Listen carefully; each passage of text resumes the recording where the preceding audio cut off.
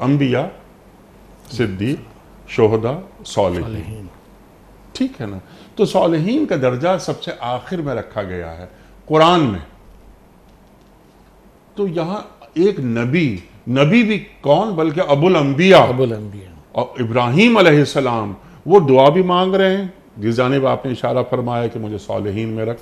اچھا، انت ولی فی الدنیا والآخرہ والحقنی بالصالحین، یہ یوسف علیہ السلام بھی دعا مانگ رہے ہیں قرآن کریم میں. اب یہاں اللہ تعالیٰ بھی انہیں صالحین میں رکھ رہا ہے، تو نبی کا مقام تو بہت بلند ہوتا ہے، وہ صالحین میں شامل ہونے کی کیوں دعا کر رہا ہے؟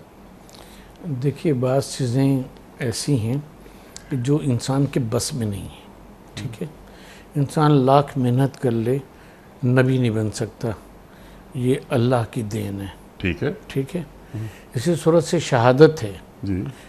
حضرت علی علیہ السلام، حضرت خالد بن ولید ساری زندگی جہاد کرتے رہے، کیسے کیسے جہاد کی، لیکن میدان اس میں غزوے میں رسول اللہ کے سامنے شہید نہیں ہوئے.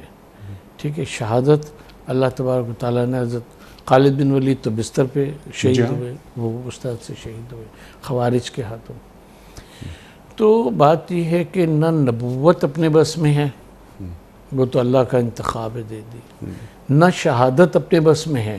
انسان محنت تو کر سکتا ہے، اللہ کے دین کی خاطر لڑ تو سکتا ہے، لیکن خود سے شہید اگر ہو گیا تو وہ تو تہلکے میں آ جائے گا اور خودکشی ہو جائے گی. شہید بھی نہیں خود سے ہو سکتا جب تک کہ اللہ اس کے مقدر میں شہادت نہ لکھے. ٹھیک ہے. لیکن صالح ہونا جو ہے وہ انسان کی اس کے اوپر مبنی ہے کہ اس کی صلاحیت پہ، اس کی کوشش پر، اور اس کی اس چیز پہ کہ وہ کس حد تک قانتاً حنیفہ بن سکتا ہے.